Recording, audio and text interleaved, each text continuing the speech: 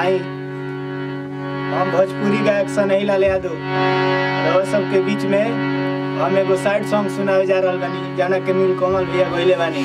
आई हमरा से कोनो प्रकार के त्रुटि होके तो रउआ सब क्षमा करब। कि जब गैरिक दुल्हन बन गइलू ताराज पूछलू बर्बादी के। कि जब गैरिक दुल्हन बन गइलू ताराज पूछलू बर्बादी के। कि जब गैरिक दुल्हन बन गइलू ताराज पूछलू बर्बादी के।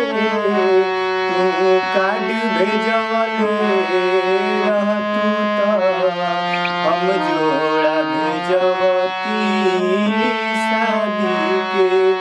जब गैरिक दुल्हन बन गइलू ताराज पूछलू बर्बादी के। कि हया ना लागल दर्द दिलवा के बढ़ावे अइलू। कि सोन सुधा करके दिहल चिन्हा देखावे अइलू।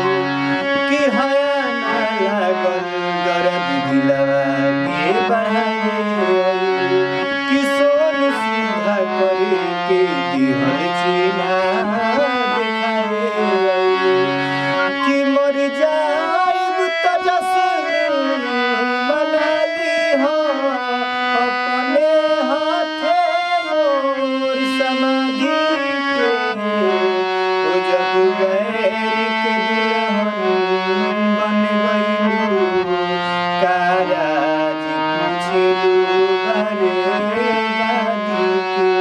ओ जब गैरिक दुल्हन बन गइलू ताराज पूछलू बर्बादी के। आई हमरा से कोनो प्रकार के त्रुटि होके तो रउआ सब क्षमा करब।